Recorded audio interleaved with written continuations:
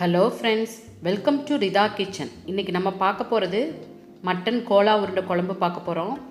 இது சூப்பரான டேஸ்ட்டாக இருக்கும். இது எது கூட சூப்பரான காம்பினேஷனாக இருக்கும்னா சாதத்து கூட இட்லி கூட வச்சு சாப்பிடும் போது சூப்பராக இருக்கும். வாங்க எப்படி செய்யலான்னு பார்க்கலாம். வீடியோக்குள்ளே போகிறதுக்கு முன்னாடி மறக்காமல் ரிதா சேனலை சப்ஸ்கிரைப் பண்ணிக்கோங்க. ஓகே ஃப்ரெண்ட்ஸ், இதுக்கு தேவையான பொருட்கள் என்னென்னு பார்க்கலாம். குத்துக்கறி நான் 1/4 கிலோ எடுத்துருக்கிறேன். நம்ம சிக்கன் வேணாலும் கொத்தி இந்த மாதிரி குழம்பு செய்யலாம், சூப்பராக இருக்கும். தேங்காய் பூ 3 டேபிள் ஸ்பூன் எடுத்துருக்கிறேன். சீரகத்தூள் ஒரு அரை டீஸ்பூன், கறி மசால் தூள் 1 டீஸ்பூன், மல்லித்தூள் அரை டீஸ்பூன், மிளகுத்தூள் ஒரு 3/4 டீஸ்பூன், மிளகாய்த்தூள் அரை டீஸ்பூன், மஞ்சள் தூள் 1/4 டீஸ்பூன். இது 1/4 கிலோ குத்துக்கறிக்கு அளவாக நான் சொல்கிறேன். சின்ன வெங்காயம் ஒரு 10, இஞ்சி பூண்டு பேஸ்ட் 1/2 டீஸ்பூன், மல்லி புதினா கொஞ்சம், பொட்டுக்கடலை 3 டேபிள் ஸ்பூன். நம்ம பொட்டுக்கடலையை ஃபஸ்ட்டு போட்டு மிக்ஸி ஜாரில் பொடி பண்ணிவிட்டு மற்ற கறியை மற்ற இன்க்ரீடியன்ஸ் எல்லாம் போட்டு நம்ம 1/4 டம்ளர் தண்ணி ஊற்றி நம்ம மிக்ஸ் பண்ணி இந்த மாதிரி அரைச்சி வச்சுக்கணும். அதுக்கப்புறம் தான் நம்ம கொத்துக்கறி போடணும். நம்ம ரொம்ப தண்ணி ஊற்றிடக்கூடாது. தண்ணி ஊற்றினா நமக்கு உருண்டை பிடிக்க வராது. இந்த அளவு கன்சிஸ்டன்சி இருக்கணும். இப்போ கொத்துக்கறியை இதில் நம்ம போட்டு நம்ம நல்லா நைஸாக அரைச்சி இந்த மாதிரி உருண்டை செஞ்சு வச்சுக்கணும். நல்லா ஓரளவு பெரிய உருண்டை செஞ்சு வச்சுட்டா தான் குழம்புல போடும்போது நல்லாயிருக்கும். இது குழம்புக்கு நான் அரை மூடி தேங்காயும் 2 பழுத்த தக்காளியும் போட்டு நைஸ் பேஸ்ட்டாக அரைச்சி வச்சுக்கலாம். நான் இன்றைக்கி மண்சட்டியில் தான் செய்ய போகிறேன். மண்சட்டி நல்லா காஞ்சோன்னே 3 டேபிள் ஸ்பூன் தேங்காய் எண்ணெய் விட்டுருக்கேன். நீங்கள் நல்லெண்ணெய் ஊற்றினாலும் நல்லாயிருக்கும். தேங்காய் எண்ணெயும் நல்ல ஃப்ளேவர் சூப்பராக இருக்கும். எண்ணெய் காஞ்சோன்னே ஒரு 1/4 டீஸ்பூன் வெந்தயம் சேர்த்துக்கலாம், 1/4 டீஸ்பூன் சீரகம் சேர்த்துக்கலாம்,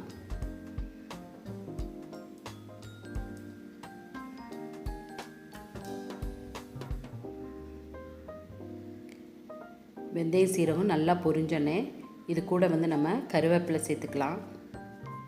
இந்த குழம்பு ரொம்ப டேஸ்ட்டாக இருக்கும். நீங்கள் செஞ்சு பாருங்கள். நம்ம சாதத்துக்கோ இட்லிக்கோ வச்சு சாப்பிடும் போது, தோசைக்கெல்லாம் வச்சு சாப்பிடும் போது ரொம்ப சூப்பராக இருக்கும்.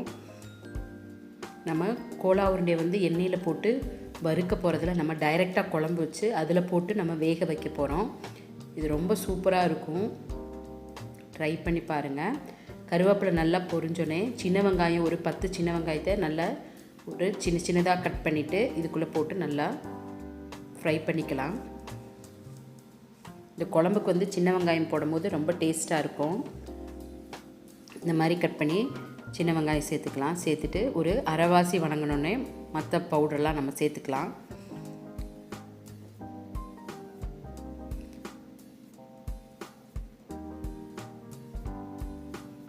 இந்த குழம்பு மண்சட்டியில் வைக்கும் போது ரொம்ப சூப்பராக இருக்கும். நம்ம காலையில் வச்சுட்டு சாயந்தரம் இந்த குழம்பு எடுத்தோம்னா ரொம்ப டேஸ்ட்டாகவும் இருக்கும். நல்லா அந்த கோலா உருண்டையில் நல்லா அந்த குழம்புல ஊறி ரொம்ப டேஸ்ட்டாக இருக்கும். நம்ம காலையில் அதே இந்த மண்சட்டியில் வச்சு அப்படியே வச்சிடணும். சாயந்தரம் எடுக்கும்போது சூப்பராக இருக்கும். நான் காஷ்மீரி ரெட் சில்லி தான் போடுறேன். 2 டீஸ்பூன் போட்டிருக்கேன். காரம் கம்மியாக இருக்கும், அதனால் 2 டீஸ்பூன் சேர்த்துருக்கேன். மல்லித்தூள் 2 டீஸ்பூன்,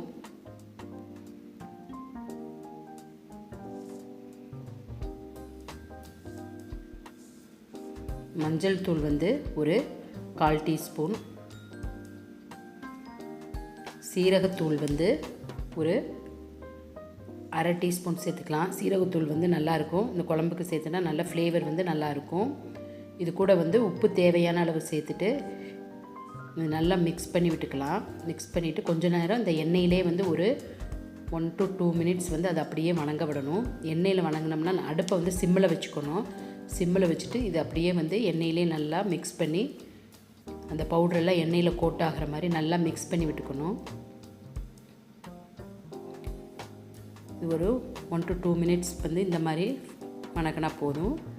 நான் ஒரு பெரிய எலுமிச்சை அளவு சைஸ் புளி எடுத்து தண்ணியில் ஊற போட்டிருக்கேன். பாருங்கள், இந்த மாதிரி ஊற போட்டு இதை நல்லா கரைச்சி நம்ம ஊற்றிக்கலாம். இந்த குழம்புக்கு வந்து பழைய புளியாக இருந்தால் நல்ல டேஸ்ட்டு நல்லாயிருக்கும். இப்போ இது 1 மினிட் ஆயிடுச்சு. இப்போ நம்ம வந்து இந்த புளியை கரைச்சி இதில் ஊற்றிக்கலாம். புளியை கரைச்சி ஊற்றி ஒரு 3 மினிட்ஸ் வந்து அது அப்படியே வந்து நல்லா கொதிக்கட்டும். நம்ம கொதித்த பிறகு மறுபடியும் தேங்காவை தக்காளி அரைச்சி வச்சுருக்க பேஸ்ட்டை வந்து இதில் ஊற்றிக்கலாம்.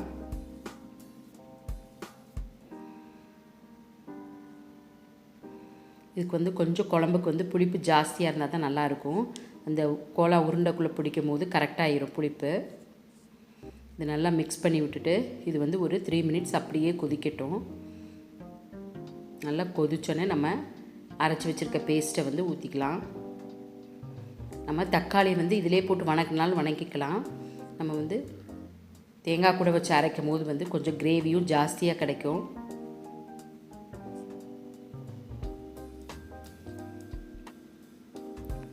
இது நல்லா ஒரு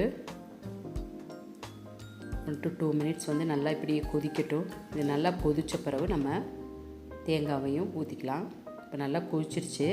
இந்த ஸ்டேஜில் வந்து நம்ம அரைச்சி வச்சுருக்க தேங்காய் பேஸ்ட்டை சேர்த்துக்கலாம். தேவையான அளவு தண்ணி ஊற்றி கொஞ்சம் வந்து நம்ம வந்து தண்ணியாக தான் இருக்கணும். இது அப்போ தான் நம்ம வந்து நல்லா கொதித்து நம்ம உருண்டை போட்டு வேகும் போது வந்து குழம்பு வந்து கரெக்டான கன்சிஸ்டன்சிக்கு வரும். நல்லா இதை மிக்ஸ் பண்ணி விட்டுட்டு உப்பு புளிப்பு காரம்லாம் பார்த்துட்டு தேவைன்னா ஆட் பண்ணிக்கலாம். பாருங்கள், இந்த மாதிரி கொஞ்சம் தண்ணியாக இருக்கணும். குழம்பு கொஞ்சம் திக்காக இருந்தால் நம்ம தண்ணி ஊற்றிக்கலாம்.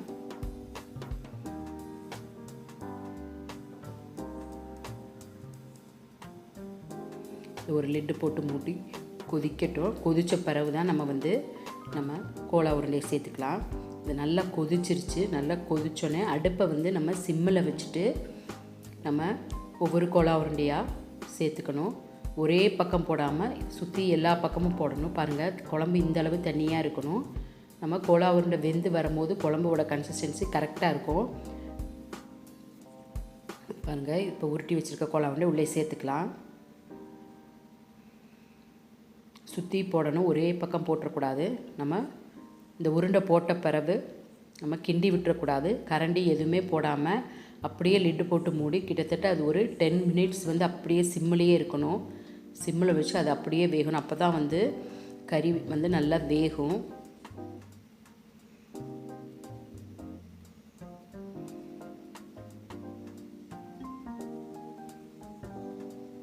நம்ம போட்ட இடத்துலே போடக்கூடாது, சுற்றி போட்டுக்கணும்.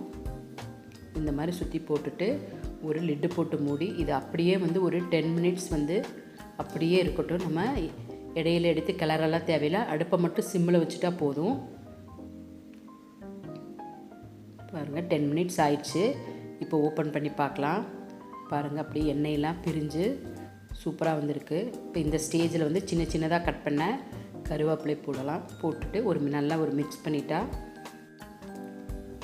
சூப்பரான கொத்துக்கறி மட்டன் குழம்பு ரெடி ஆயிடுச்சு. நீங்கள் ட்ரை பண்ணி பாருங்கள். பாருங்கள், உருண்டையில் கரையவே இல்லை, அப்படியே தான் இருக்குது. ஓகே ஃப்ரெண்ட்ஸ், உங்களுக்கு இந்த கொத்துக்கறி மட்டன் குழம்பு பிடிச்சிருக்குன்னு நினைக்கிறேன். பிடிச்சிருந்துச்சுன்னா மறக்காமல் RIDHAA சேனலை சப்ஸ்கிரைப் பண்ணிக்கோங்க. ஓகே ஃப்ரெண்ட்ஸ், அடுத்த வீடியோவில் சந்திக்கலாம். பாய்.